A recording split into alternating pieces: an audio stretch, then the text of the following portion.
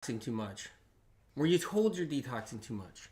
Do you hear out there, hey, you're detoxing, slow down the detox? Maybe you need to slow it down. We're going to talk all about detoxing for a little bit, so I'm excited about this. You don't want to miss this episode. Plus, Medical Meaning Podcast at Apple Podcast. I released a micro dosing episode that will blow your mind. Just want to give you that quick rundown on that, so don't miss it. Medical Meaning Podcast at Apple Podcast. Micro dosing. Hey man, microdosing. So I just want to make sure you check it out. It's a really good episode. It's really informative, powerful, packed with information. We're talking about detoxing. I'm excited about this. Where does this detoxing thing come from? Where does the term come from? What is it about? So I want to cover a couple of things. In the conventional world, detox meant people going into a clinic and going through pharmaceutical withdrawal. Just for the record, okay? It wasn't about anything else besides going into a clinic and coming off of morphine.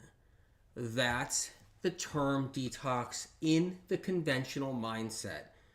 Very important, really important topic here. A lot of people are like, I'm detoxing too much, or I'm not detoxing enough, or what's going on, or my adrenals are hurt because I'm detoxing. Very important information we're covering. But in the conventional world, detox was going into a clinic because you're on too much pharmaceutical and you're coming off of it, or coming off of morphine, or coming off of oxys, or coming off of something else, or even like benzodiazepine or something, right? Coming off of heavy drugs. And originally going back, it was morphine. That's what it was about. It's just all about morphine, just letting you know. And so that's where detox comes from on a conventional mindset. On an alternative mindset, get ready for this, it's the old hygienic movement term, detoxing. Now, I want to cover this thoroughly. This is important. How did it come about? Well, the word detox came about because people who lived in the cities were living in the toxic smog of the factories and all of the toxic surroundings and the car exhaust. So what would happen is people would be also eating restaurant food too at the same time, and early canned and packaged food. Early stuff, early 1900s, late 1800s, old canneries canning all the food, packaged food back then, yeah. And so it was all about like lead cans and all that other stuff. So it was about toxic lifestyles. So it was about getting out of the city, stopping partying, and getting off of recreational drugs. Very important to know. So in the alternative mindset, detox was all about getting away from the fast-paced lifestyle of the day of the 1890s and the early 1900s. It was all about the early drug movement. It was all about the canned food, and it was all about the partying and all about the smog and the city living. And so detoxing would be get you out of that environment in the early 1900s, get you into a country manor somewhere, right? In the hills or somewhere, fresh air, birds chirping, kind of like sanitarium, kind of like something that's a paradise, nature, getting away from the toxic lifestyle of the world, the fast-paced world, okay? That was also part of the alternative mindset of detoxing. And that even was partly with the conventional mindset too, going back that far too a little bit. But conventional mindset mainly focused on like getting off of morphine. That was the detox. All right, so let's cut into this a little bit. Then the whole foods, movement. Just eating like fruits and vegetables, herbs, okay? And getting away from meat.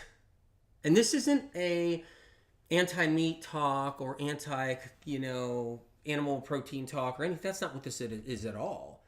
But it was the early days, the early 1900s. It was about getting away from restaurant food and beef and getting out of the cities and getting into a cleaner environment and getting off of all that heavy animal meat, okay?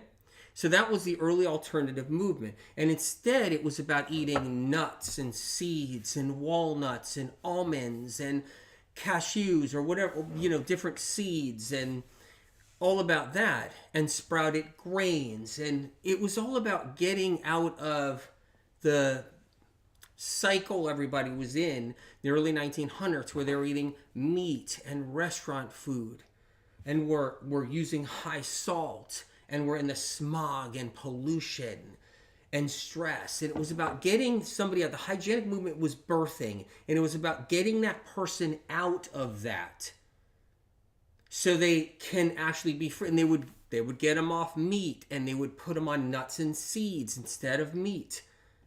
And this would be all part of their detox. See?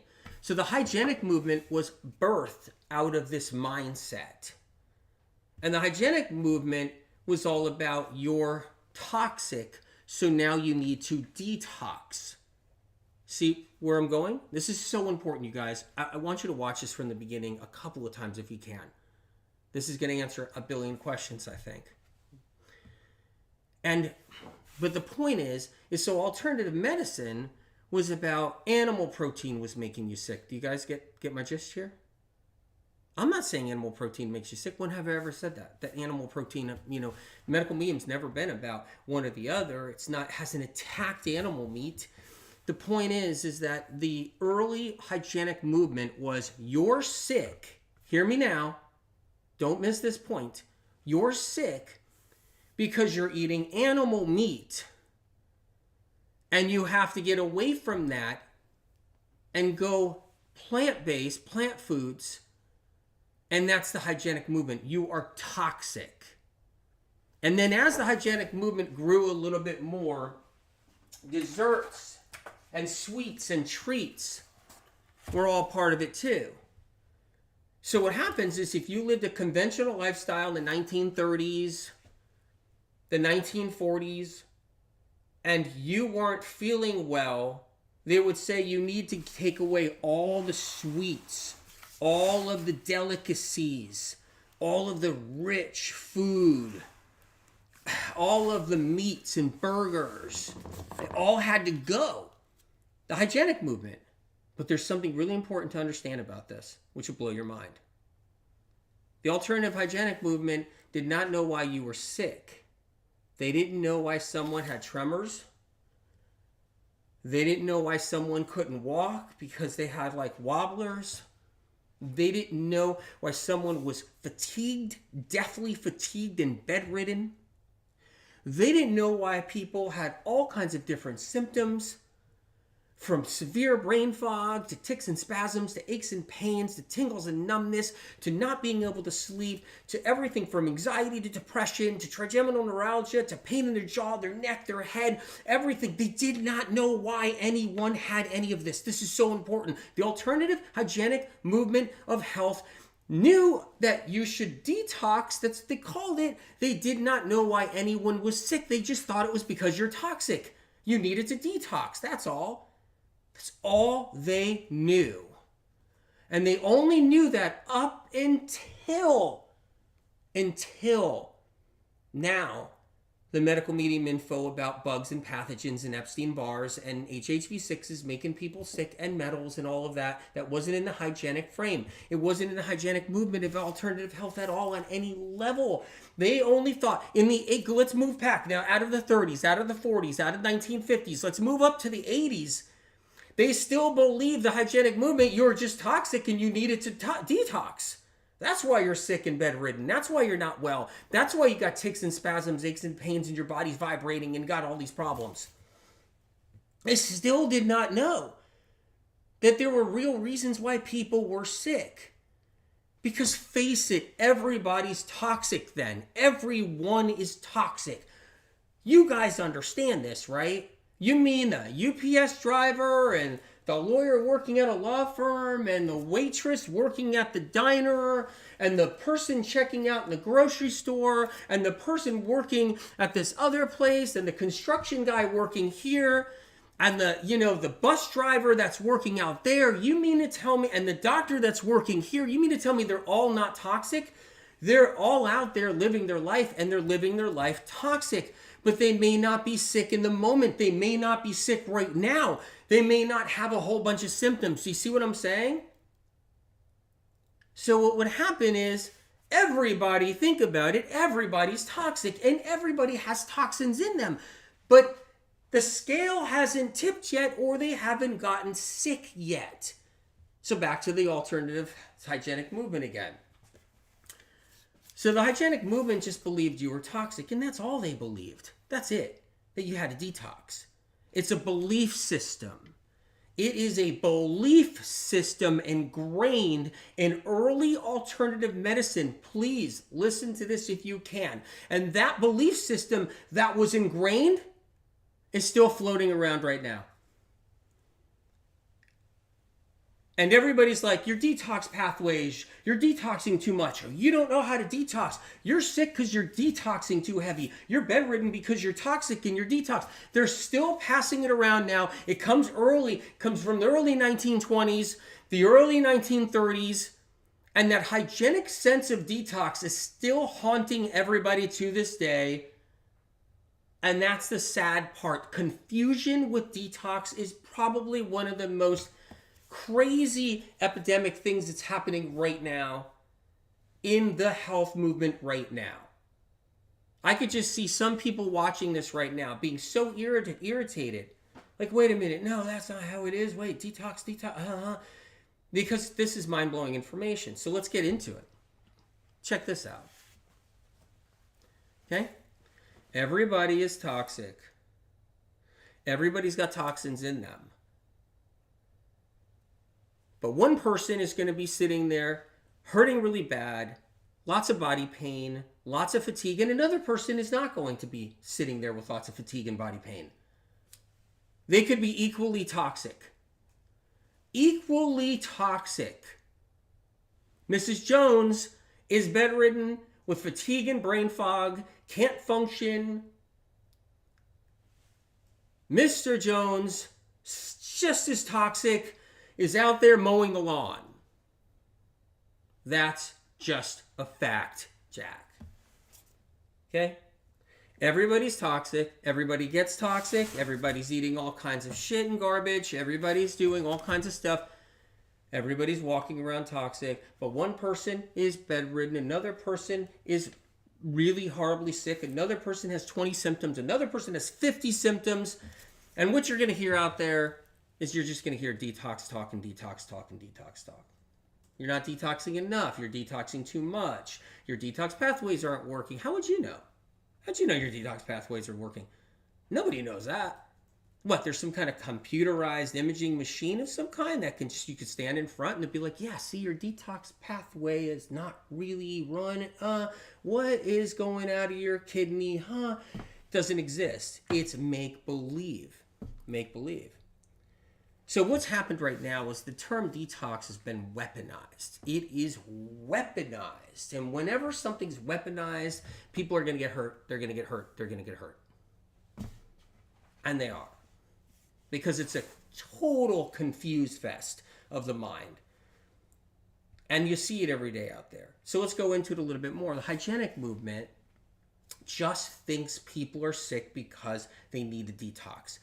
That's all. All they think.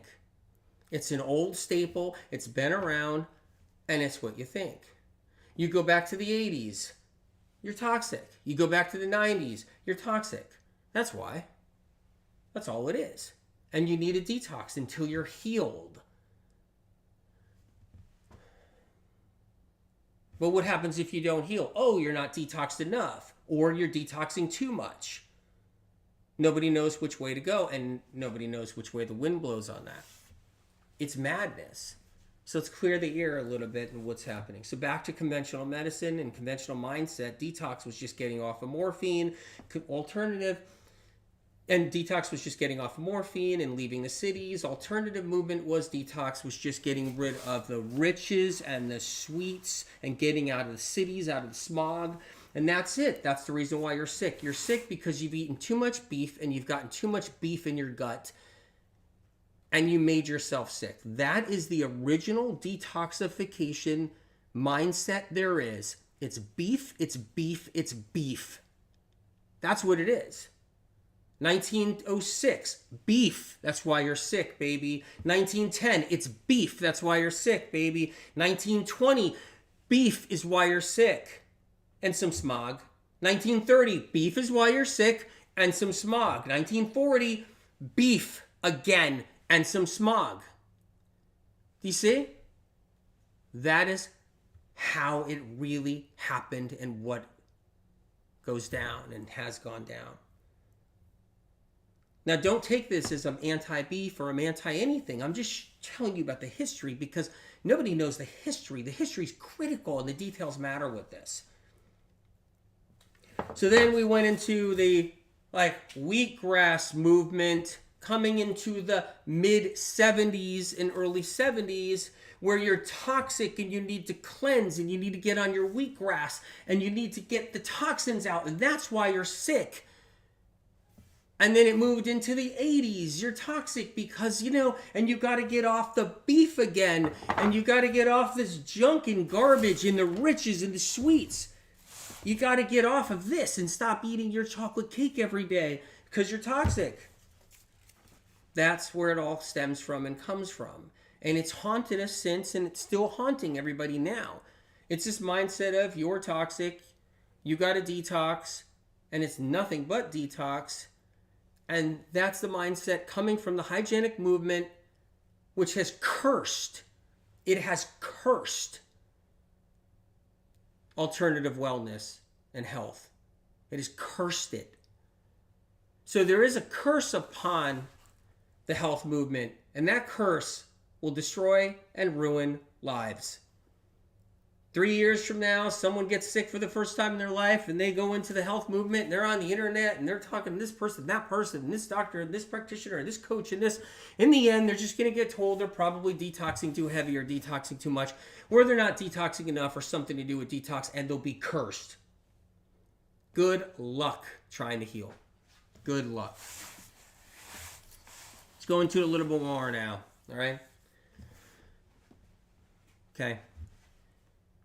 So back in the Lyme disease movement coming into the 70s and the early 80s, and this is very important to know, don't lose this information. Get a pen, get paper, write this down. This is free, by the way. I could box this up and sell it, but I want it free for everybody. Back in the Lyme disease era, okay, very important to know, what happened was people got sick. Nobody knew why. They thought it was a tick-borne illness. And then they ran antibiotics heavily into women. Women that already had immune system problems and their immune systems were breaking down and they already were struggling physically with their health. They nuked them. They nuked thousands upon thousands of women in the 70s and the 80s and the 90s. And they destroyed their lives. They ruined their lives. They killed many of them off. They killed thousands of women off by nuking them with antibiotics for Lyme disease. Untold damage, carnage, because of the Lyme disease situation where nobody knew why people were sick. They thought it was the tick. They thought that's what it was. Women had all these weird symptoms, neurological symptoms and aches and pains, and they nuked them and they broke their immune systems down and they threw these people's lives away. There are some doctors now that are out there on the scene, including podcast doctors, that partook in this very thing in the 80s and 90s and have blood on their hands. Now, what happened out of that was called the Herxheimer, the die-off. You guys get where I'm going right now? The die-off. So another place the detox actually was supported through the hygienic movement was when basically the Lyme doctors were like, well, I've heard detox my whole career. I've heard detox from medical clinics getting people off of drugs. I've heard detox through alternative people talking about how they're toxic and they need to cleanse and they need to get rid of all those toxins. So what I think is happening to every time I put antibiotics in a patient is I think they're getting sicker because they're having a die-off. So the Lyme disease world, which was huge, billions of dollars of industry, still is now, they were nuking women literally day in and day out, running powerful antibiotics throughout their system, annihilating their bodies. And then when women complained and said, I can't walk no more, I can't talk, I can't think, I think I'm dying, they would say it's die off. You're detoxing the Lyme bacteria and it's die off. So the messages were mixed.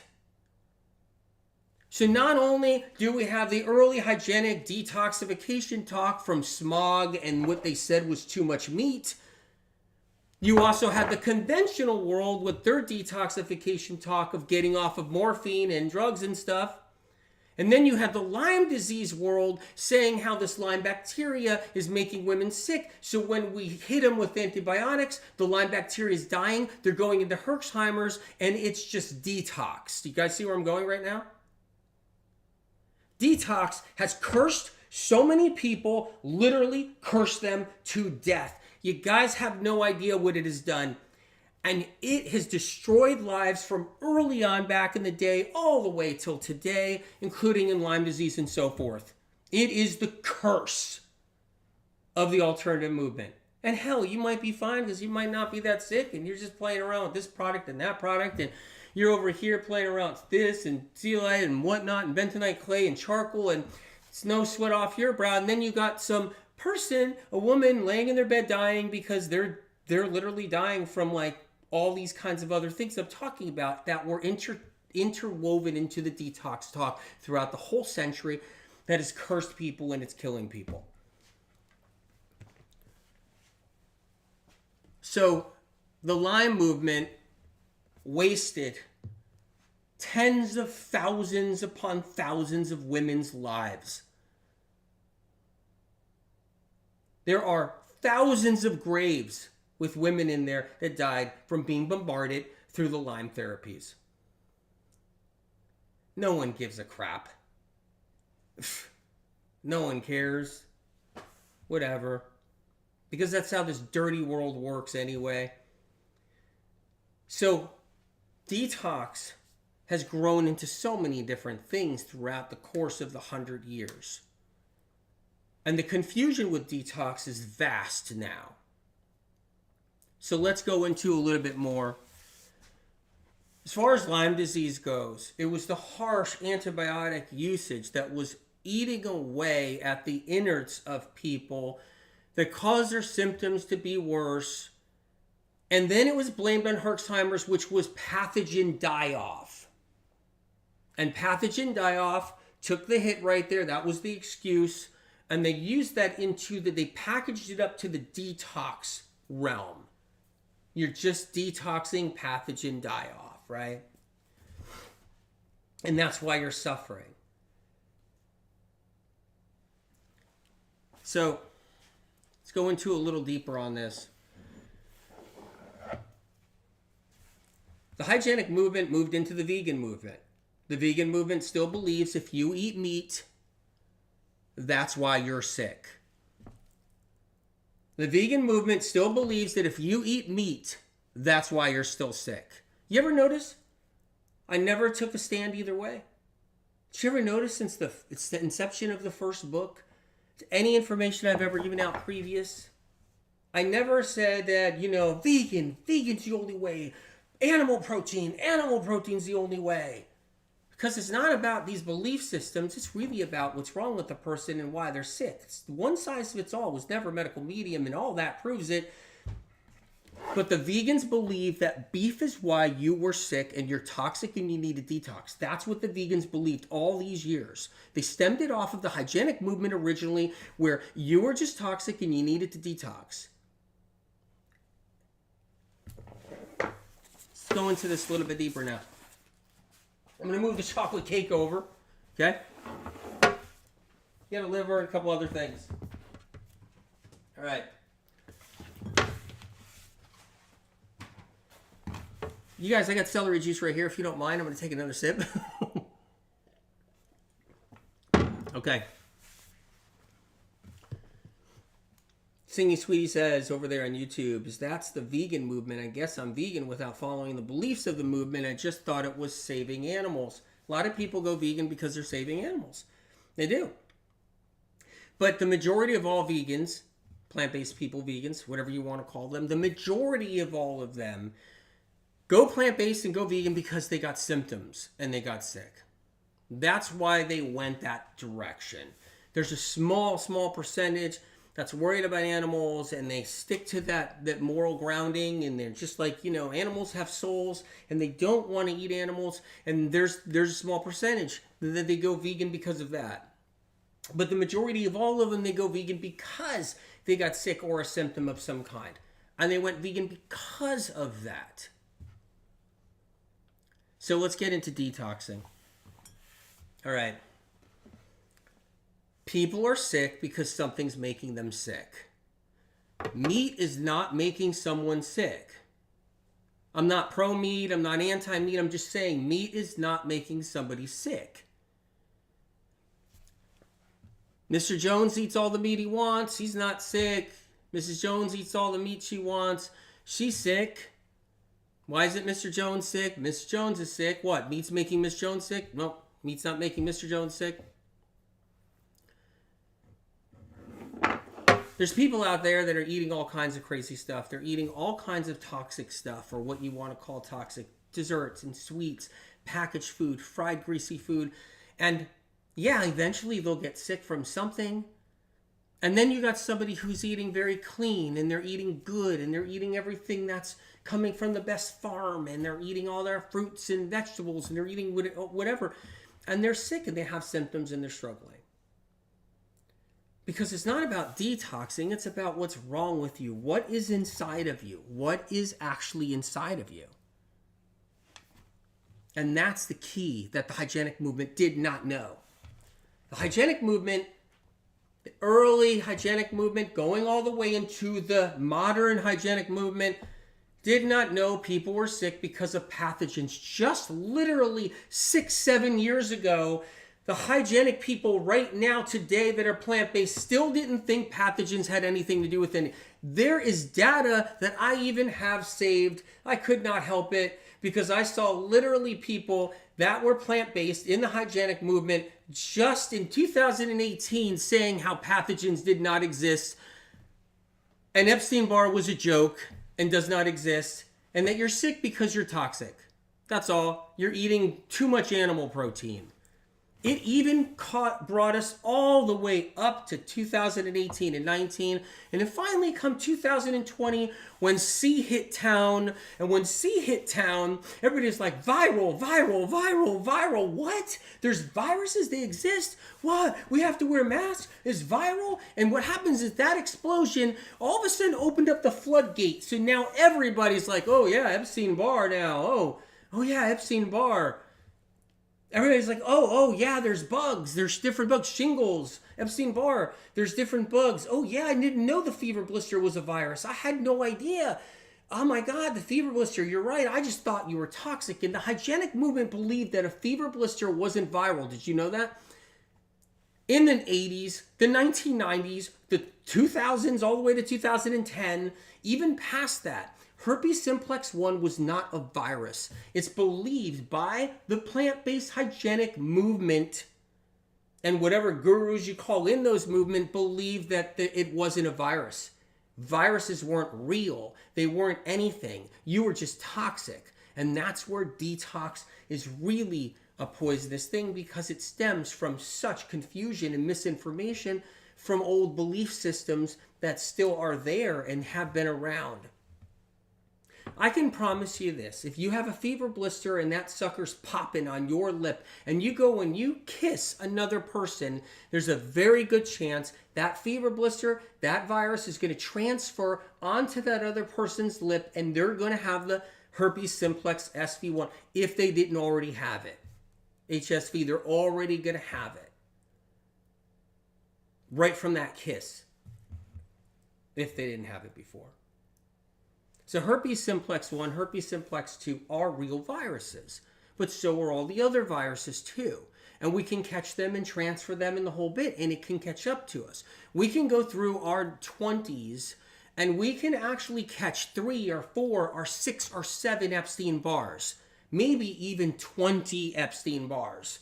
We can catch. They can lay dormant inside of us. And then as we're heading into our 30s, our immune system starts to lower. We're doing things that can trigger us. Maybe we're eating all the wrong things that can trigger us, meaning they lower the immune system a little. Maybe we go into some emotional stress or hardship.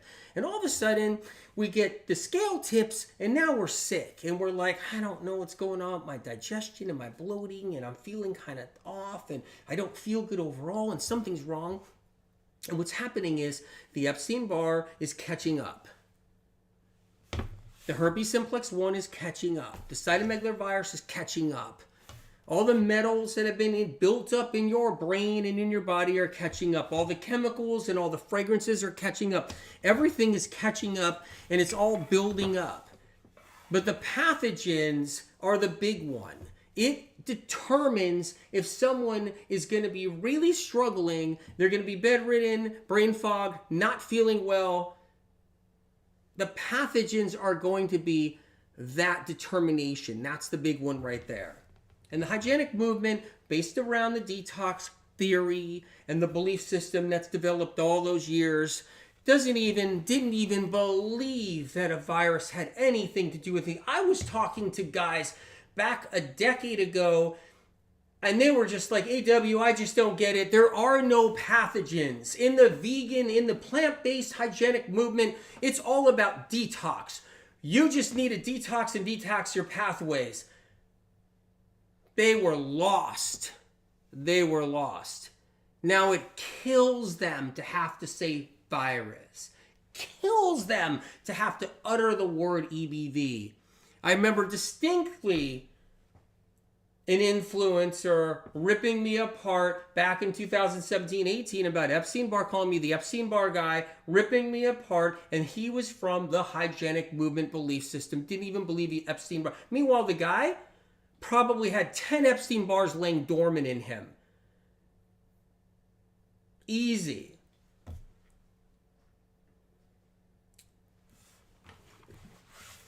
So let's go into detox at another level now. It's just kind of a little bit of the school today about detoxing.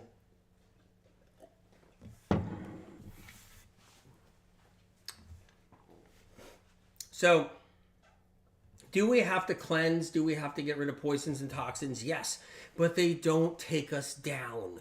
They don't make us so sick we can't function. They don't. Unless you're in a clinic because you've been taking heroin for a year and you're so jacked up on heroin, you're so jacked up that you're in this clinic and you got to go through withdrawal, that's different. That's different. If you're living your life and you got sick, detoxification isn't what is giving you your symptoms. I've said it in medical medium books, and I've said it probably in radio shows and so forth, that if you're highly, highly toxic and you're really, really sensitive, that yes, as you're cleansing, you can feel malaise, a little more tired than normal, maybe a little headachy, but you won't get a massive eruption of all kinds of rashes. You won't get thrown where your legs feel like cement and you're bedridden. You won't get all these tics and spasms and aches and pains and feeling like you're literally dying. You won't get all of that. And which leads to this next part here, which is really important. When someone starts to do something good for themselves, and they are, and everything seems to be okay, and they're doing a little celery juice and so forth, and they're doing okay, and all of a sudden they get a symptom or they don't feel good, they get scared. Because someone will go, you are detoxing too fast, you have to back up and back down and back up out of that. Don't do so much celery juice, you're going to have to back out. Don't eat so much fruit or greens, you're going to have to back out. Somebody might be incorporating and bringing some salads with some leafy greens. They might be doing 8 ounces of celery juice. Something's up on the computer there. And they might have a little bit of celery juice. They might be taking care of themselves. They might be taking out things, like things that they shouldn't be eating so much of. They might be removing things. They might be removing alcohol. They might be removing stuff out of their diet. And they're starting to get better and starting to feel pretty good, and they're living their life. And 4 months later, they start getting a symptom and they start getting sick. And then they're like, what's going on? I'm doing 8 ounces of celery juice. I'm doing my leafy green salad every day. I haven't had fast food too often. I only had 1 chocolate donut last month. Why am I feeling a symptom? It's what's wrong. And then someone's going to say to them on the computer or somewhere on the internet or on social, and they're going to say, you're detoxing too heavy.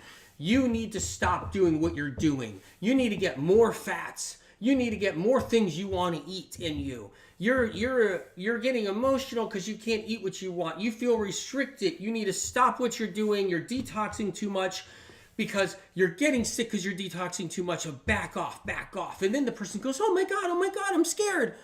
I'm scared. What do I do? And they're just like, okay. Just no, I'm done with the celery juice for now. Screw that medical medium, guy. I'm done with the celery juice. I'm not going to eat so many leafy green salads anymore. And you're right. Let me just order a pizza tomorrow. And I am detoxing too much. I need to maybe bring in 10 avocados or something. Let me slow down the detox.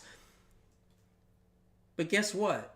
They weren't detoxing too much, and their symptoms weren't from detoxing. Their symptoms were catching up because the bugs in them and the problems in them were overriding what they were doing. What they were doing was still not enough, and it wasn't enough to stop the trajectory, to change the trajectory of where they were going to be. They were on a course of getting sick someday. They were on that roller coaster ride of getting sick someday. They were on the train heading to the tunnel, and on the other side of that tunnel, they were going to be sick. And that 8 ounces of celery juice was keeping them stable enough. But guess what? They got a little too much exposure, a few too many bugs, and they were on the way of getting sick no matter what. No matter what, they were getting sick. And they were heading into that tunnel on that train. And then somebody with the whole detox BS from the hygienic movement that never knew why anyone was sick to begin with. And on no disrespect, there's some cool stuff in there. Like stay away from this and that and, in life, and stay out of the smog, and make sure you're getting clean water and clean air, and make sure you're meditating. There's nothing wrong with anything like that. But they didn't know why anybody was sick. And so then here you are with this detox information, and you end up saying to someone, you're detoxing too much. Stop. Red flag. Whatever you're doing, you better stop. And then the person stops. And then they still get sick and still get sicker and still get sicker. And now their head is screwed up because they were doing something good for themselves, and they were doing something that could save them because they were going to get sick anyway. They were going to get sick anyway. And now it's blown. You're blowing it all sky high. That's it.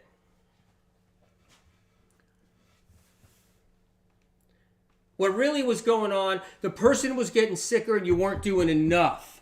You were not doing enough to warrant the kind of sickness you had in your body.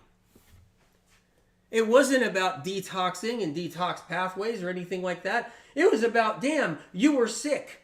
And you got a lot of bugs in you and they're percolating. And you probably got 2 or 3 Epstein-Barrs, 1 shingles, 1 CMV, and probably a few other things on top of that to boot.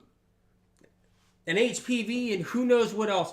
And that's what you got going on. And on top of that, you probably had exposures that triggered you and lowered your immune system. Instead of stopping, you should be moving forward even more.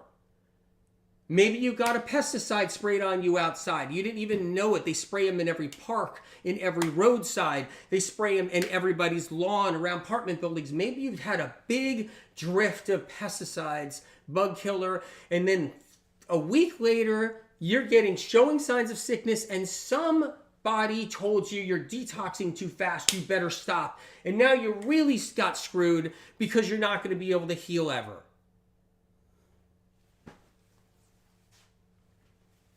Meanwhile, what you needed to do was not stop. You needed to stay with the good stuff, and you needed to move forward even more with conviction to heal, with faith and determination and discipline to heal.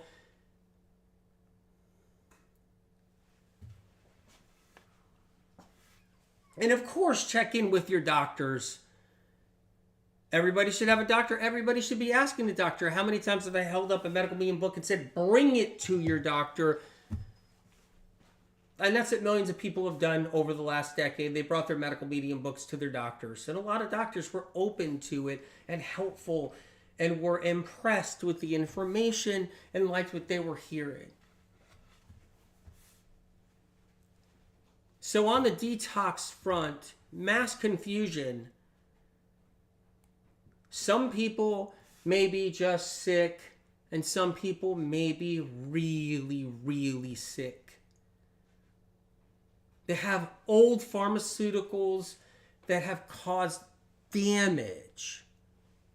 They've had viruses that caused damage. And when damage is done, you can be very, very ill. It's not that you're detoxing, and that's why you're very ill. No one gets ill detoxing. Nobody just lives their life and they're fine and they're just playing sports and they're on boats and they're having fun in parks and they're going out drinking on the weekends with friends and having a great time. Nobody gets sick because they're detoxing and now they're bedridden. They're sick because they're sick. They're sick because they have things wrong with them. They're sick because they're loaded with exposures and pathogens. Not because they're detoxing, they're sick. And guess what? Guess what? There are nursing homes with people in their 20s and 30s and 40s laying in there sick and dying. Did you know that? There are parents all around the globe with their daughters and their sons in infirmaries dying or at home dying with nurses. With nurses, they're not detoxing. People with all the same symptoms and conditions out there, and they're not detoxing, they're sick. They're sick and they're in beds. There are college kids that can't finish college because they became bedridden in their junior year of college, their sophomore year of college, and their freshman year of college, and they're home with their parents. Thousands of them. Thousands globally. Thousands of them. They can't function anymore. They got brain fog. They got severe crippling anxiety. They can't even function in the world. They're home with mom and dad. They can't finish school. Do you know how many women can't finish school? They can't get a college degree because by their third year, they got so fatigued and brain fog they can't function and actually do the work. And they're home with their parents. Are they detoxing? Someone tell me. Are they detoxing? Jeanette says on Facebook, my neighbor just had a daughter pass in this condition. There are thousands, Jeanette, thousands across the globe. The U.S. alone, thousands. Tens of thousands of young women and men that can't finish school and college because they're bedridden at home with mom and dad. Are they detoxing? Because I'm kind of confused. I'm scratching my head here. So they're detoxing? No, they're not detoxing. They're sick. And what happens is when we're sick, we need a plan. We need a protocol. We need to move forward. We need to learn. We need to heal. And as you're doing that, someone's going to go, you're detoxing too much. You're detoxing way too much, and that's why you're sick. And all of a sudden, it blurs the line. Wait a minute. Was that person ever sick, or were they detoxing this whole time? Did they ever get sick, or were they detoxing this whole time? Because The reason why it takes long for some people to heal is because they were injured. When someone's liver gets really toxic, you guys, and gets all these different things in there, like scar tissue and tumors and all kinds of things inside their liver, right?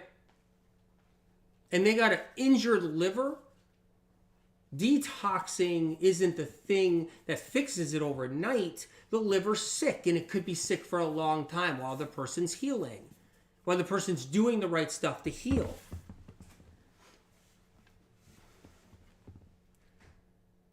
It's a lot of confusion with detoxing, and it's sad because it's growing out there. I watched it years ago, and I saw what was happening years ago, and it stems from a few individuals now, too, in the health movement that built their business off of detox. You hear that? Business?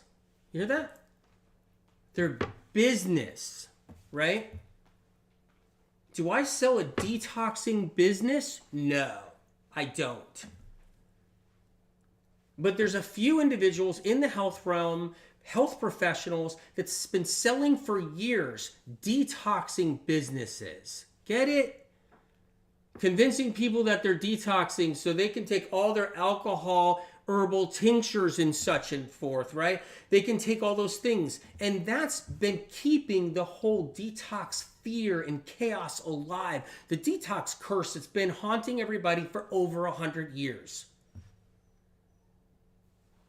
And that detox curse, that thing's evil, because I'll tell you right now, it'll send somebody just out of healing in a day, in a minute.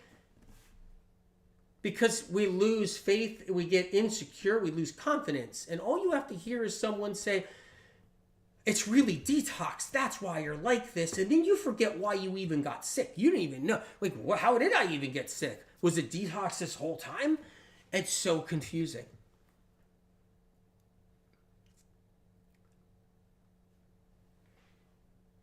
So let's go into this part. If you got sick, something busted. You're really ill, something got broken. Pathogens tend to do something. Pathogens tend to do something. That's what they do. Okay? So here's a nerve.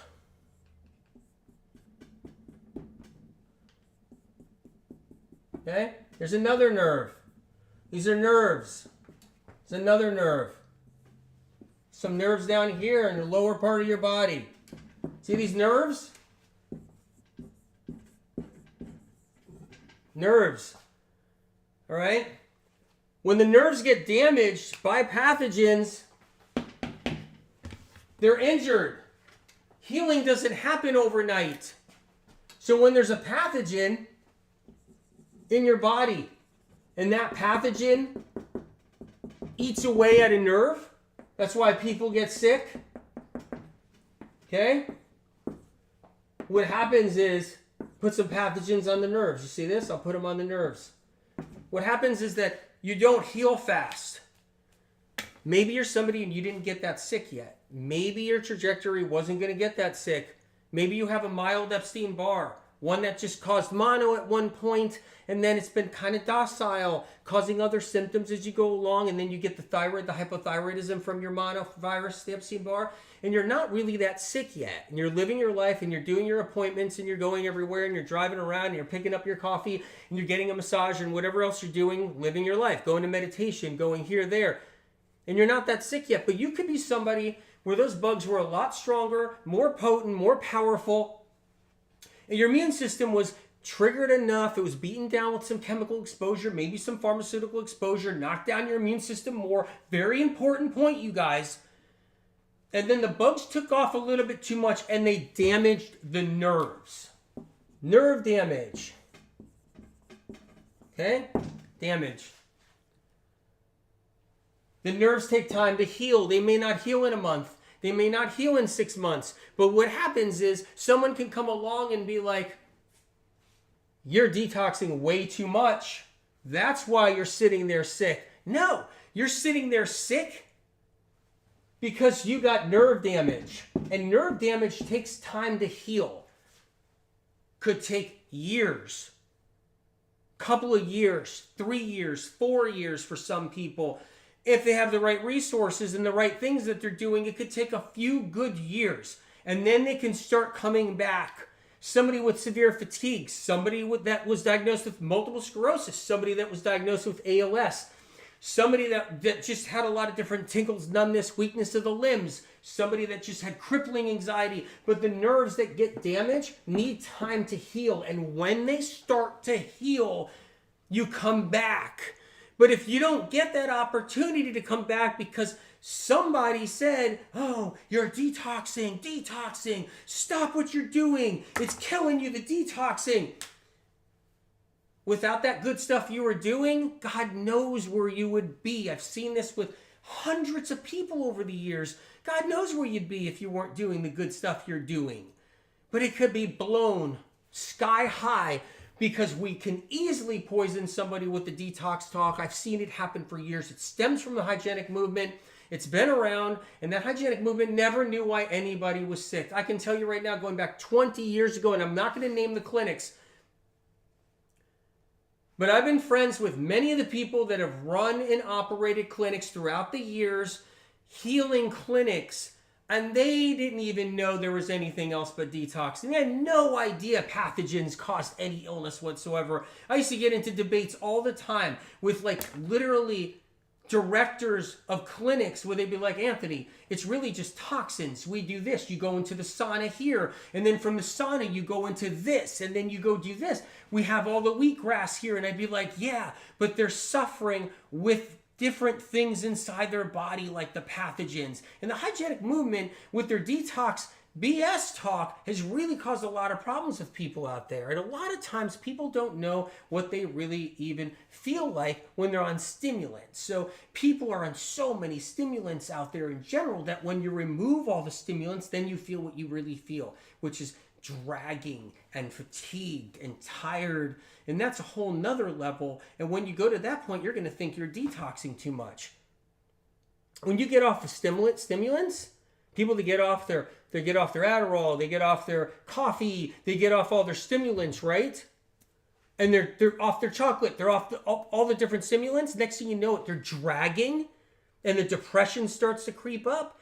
They get off all their super fatty foods and their stimulants, and all of a sudden their depression starts to creep up, and they start feeling like something's wrong, and they're thinking, I'm detoxing. No, you're not detoxing. Dude, you're not detoxing. You were that sick. You just weren't super sick, but you were sick enough where when you got rid of your stimulants, it showcased it. It exhibited it. They felt what their body really had going on and what was really going on inside their body. Their pathogens and their metals and their old pharmaceuticals and things that were in there that have done damage to nerves in their body, and the stimulants were masking it. Healing takes time when we've been injured. When something is injured, our nervous system, our brainstem, our cranial nerves, our vagus nerves, our phrenic nerves, when things injure these things, it takes time to heal. And then when somebody throws that big old word on everything, you're detoxing. It's detox. Person just got screwed.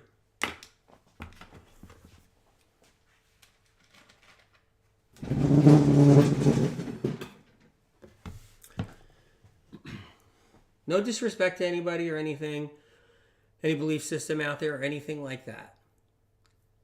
It's not about that. I'm just trying to give you guys a history. You come into this 4 years ago, 2 years ago, there's influencers right now that are shouting out on IG, talking so much crap that just got into health 2 years ago. All they knew was cut the carbs and eat more protein. That's all they knew. Stop eating fried, greasy food. Start working out more, and you're 22 years old. You can just go on Instagram and show how good you look and how good you're doing, and you don't know a thing about what happened in history and what is even going on. And so when you even utter detox pathway, you have no idea anything about it. Cold White Spring says, but doesn't eczema and acne often get worse when you start detoxing? What happens with eczema and acne is a few things, okay? It cycles. People with eczema and acne already cycle into worse and less worse. Ask anybody who has severe eczema. There's times where it cycles and it's debilitating, and then they come out of the cycle. Okay?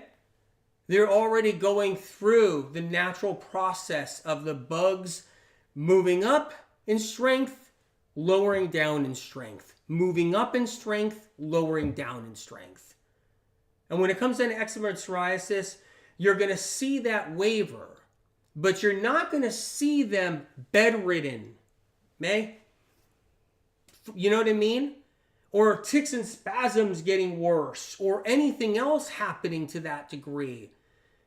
And if someone was pumped up with steroids for a very long time, that's another thing that's very difficult on their body's immune system. So it's coming off of all the steroids and the steroids that are inside the liver. That plays a role with the immune system. Because the steroids hold back the immune system's initial reaction of eczema and psoriasis. Understand that. That's important to know. That means without the steroids, their eczema and psoriasis would be that bad. It would be out of control in the probably the greatest sense. So it's a combination when you're talking about eczema and psoriasis in serious cases. You're talking about the steroid process combined, very difficult. Because the steroid process was hiding and masking how bad the eczema and psoriasis was. So when people go off the steroids, the eczema is showcasing what it really should be, and that can be blamed on detox. Like if you're doing something good for yourself. But it's a really good question when it comes down to eczema or psoriasis. Almost everybody with severe eczema and psoriasis goes on some type of biologic, some type of steroid or so forth, and bend down that road, and that's controlling and masking the eczema and psoriasis. So once you start coming off of that, it just blows up because it was hiding, it was suppressing it, right? So that's kind of a whole nother angle. And a lot of people, it's cyclical, right? With eczema and psoriasis, even when they're not on steroids or anything like that, it's ebbing and flowing. Boo, it's awful. 2 months later, they come out. It's getting level again. Oh, it's awful. 2 months later, they're coming out with it, right? So if you do any one thing, you're not even going to know what's causing it at the time because you're not going to even know where you are cyclical wise. Where's the cycle? Where are you even? Are you a month away from it getting worse like it usually does? Or are you 2 months from it getting better? It's just, that's another thing all on its own. But I'll go into more detail about eczema psoriasis and cover everything so there's no confusion. Lev over there on IG says, AW, can you please explain why people with thyroid adrenal issues struggle to let go of fat? First of all, when we let go of fat, we usually undercalorie ourselves. And fat's a stimulant too. So I want to give you something, little talk about this, okay? If you're on a ton of avocado and you're on a ton of tahini and you're on a ton of olive oil and you're on a ton of olives and you're on a ton of meat and you're on, beef and you're on a ton of chicken and you're getting fat from all kinds of chocolate and so forth and you're on lots of chocolate and everything, what happens is it stimulates and it causes your adrenals to release adrenaline all the time. So you're releasing all this adrenaline. So when you come off of fat, your adrenals start to relax. And then the adrenaline addiction starts. You start to feel the adrenaline addiction. The reason why people are so hog heavy into getting addicted to fats to such a degree, where they're eating so much fat and everything. They have to have fat in their food. They have to have cheese. They have to have all kinds of things that are like fatty. No one wants to eat a green salad that doesn't have cheese or cheese, squares in it, or, something, tuna in there, egg, cheese, right? Because they're getting all that fat. It's all this fat. Because what that does is it stimulates the adrenals and it makes them feel good because they're high on adrenaline, because the adrenaline has to it has to thin out the blood so the fats don't cause a problem with your brain. So it has to thin out the blood.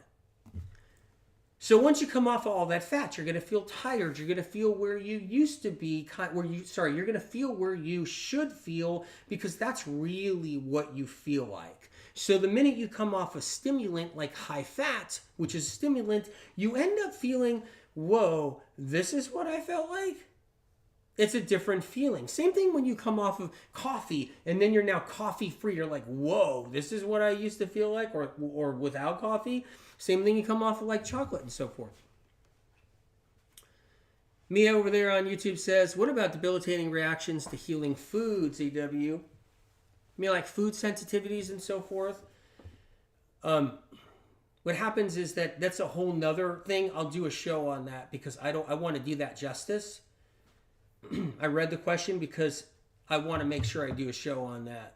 That's really cool because that goes into food sensitivities and chemical sensitivities, and we need a show on all of that combined. So back to detoxing. We have to be cautious to how we see detoxing and understand it. I'm hoping this information that I gave you today gives you a little bit of a window into where it derived from, why it's still here, why it's haunting people. One thing detox does is it gives the practitioner a way out. It gives the health coach and practitioner a way out. You're not doing better? I have you on charcoal and bentonite clay and pearl powder. I have you on sodium bicarbonate. I have you on diatomaceous earth particles. I have you on alkaline ionizer water from kangaroo. I got you on all this stuff and you're not feeling better? I'm a failure as a practitioner, as a health coach, as a doctor. You're detoxing. That's what it is. You're detoxing. I read something about it. You're detoxing. It's also the way out. I watched it be the way out for all the Lyme doctors for many years. I watched it be the way out. Well, no, wait, you're just detoxing, die off. You're just detoxing in general. That's why you're getting worse and worse. It's not the doxy that I've been pumping in you. Oh, I just put, 10,000 milligrams of doxy in you every single day for 6 months. Oops, it's not that did it. No, you're detoxing. It's been the way out. It's been weaponized. So there's hundreds and hundreds and hundreds of health coaches now, thousands of them just spawning out everywhere, just boom. And there's all these people, and they get people in there, and they're just like, I don't know what's wrong with these people. I'm just kind of going by the keto diet or going by this and whatnot. I'm trying to health coach them. And then you see them getting sick. And the person who's a client paid money. So they paid whatever. They paid $150 to $300, $500. And they paid this money to talk to the health coach. And the health coach is like, I think you're detoxing. That's what it is. So we got to kind of like figure this out because you're detoxing. Detoxing has been the way out for also the practitioner now and for the person who's a health coach. It's another reason why it's exploding out there because people don't know why somebody's sick.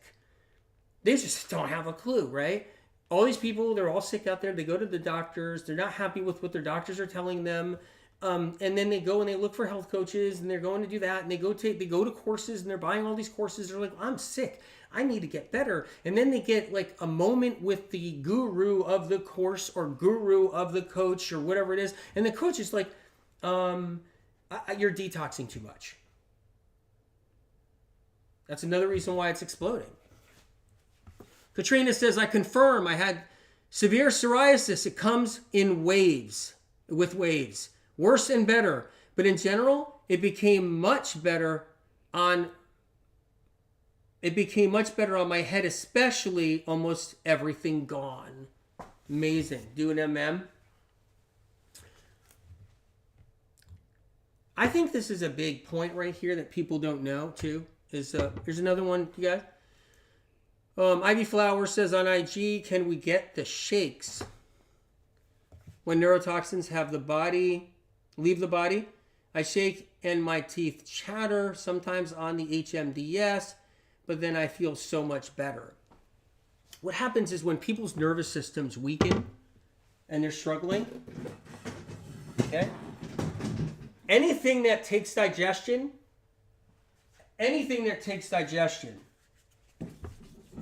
could actually trigger mild symptoms. Keep this in mind. Anything that triggers, I'm going to get a better whiteboard.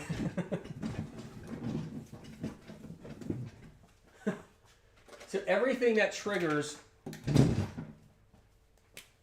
so it can happen. So say you got some nerves, right? So we're going to do a nice vagus nerve here.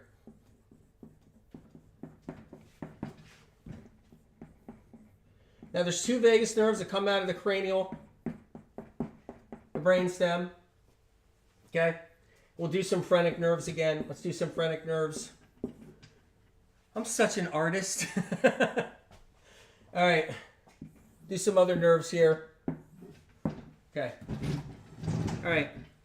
When we have a lot of neurotoxins, right, medical medium information, viruses that create neurotoxins, and neurotoxins are swimming around in our body, they're already putting a damper on the nervous system. So the neurotoxins are already beating down the nervous system, okay? So your neurotoxins, right? This is neurotoxins coming down on the nerves, neurotoxins coming down on the nerves, right? These neurotoxins already hamper the nerves, the vagus nerves, the phrenic nerves, already hamper them. So anytime you eat, you're going to feel it. Not every time, but most of the time, depending on what time of day. You're going to have low spots with your nervous system at different times of the day. This is why adrenal snacks and medical medium does not do intermittent fasting. This is why medical medium information does not withhold food from people. This is why it's not restrictive, because you need to get enough calories in and you need to get enough snacks and stuff throughout the day, because you want to keep the playing field level. You want to keep the homeostasis, you guys, and that homeostasis protects you, so you have less ups and downs with a nervous system that's already hampered. But you eat anything. Depends on what time of day. It can play a role on the nervous system. Because the nervous system's already weak and hampered. It takes time to heal. But if someone said, well, you're detoxing, better stop the HMD, better stop the heavy metal detox, you're detoxing, and you get scared, you stop the HMD, you stop your celery juice, you stop whatever medical medium tools, there's dozens and dozens of them, and you stop them, and now you're like, what? What do I do now?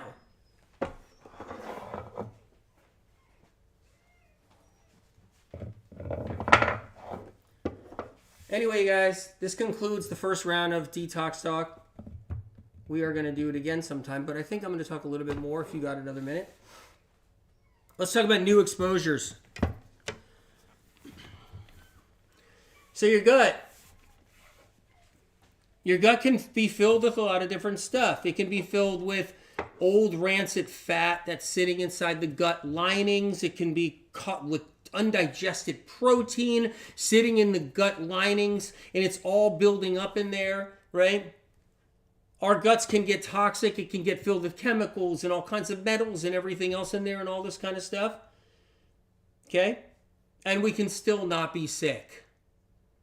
We can have a gut full of garbage. There are guys walking out there and they got a gut out to here and it's hard as a rock, and you can literally punch it. Like boom, boom, boom. And it's not going to actually even budge. And you can punch it. And that gut's going to just sit there like a big rubber ball inside the guy's gut, right? And the guy's like, fine. He's like, I go to work every day. There's nothing wrong with me. Yeah, the doctor says I need to lower my cholesterol. The doctor says he's worried about my A1C. He doesn't want me to get type 2 diabetes. But overall, I'm doing pretty good. I feel good. And the guy's gut is filled with shit. Tons of shit and garbage, right? Somebody else has very little of that in here. They're eating clean. They're doing good a lot. But it also depends on exposures. But if that guy that has that hard gut that's filled with all that garbage in there gets a real exposure, picks up a bug, something happens, it could go down. And it all comes crumbling down. And people who are also taking care of themselves can also get new exposures too that keep them down while they're trying to heal. We got to ride those out. Where do you work? Did they spray something you're exposed to? Where do you live? Did they spray something you're exposed to? It's endless. There's lots of exposures everywhere.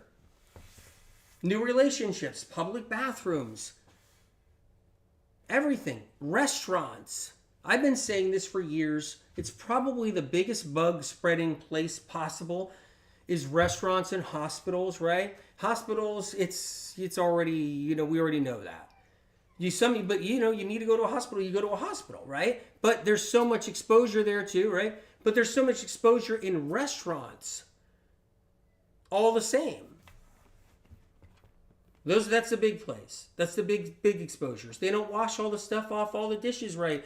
All the glasses and the forks. I talked about this in the Brain Saver book. And the chefs cut themselves continually and then put rubber gloves on. And they put gloves on, nitrile gloves on, but they got blood on everything, even on the outside of the glove, because they're cut and they're just getting it everywhere. And they put the glove on and now they're making your food. It's one of the biggest exposure places there is. People making food, they need to be really careful. Even when they're home making food for people, that's how much exposure happens out there. Anyway, you guys, I'm going to let you go. This was fun, but we're going to cover detox again because it really needs like a 4-hour talk. And these are just this is just one section of it. Some things to consider, okay?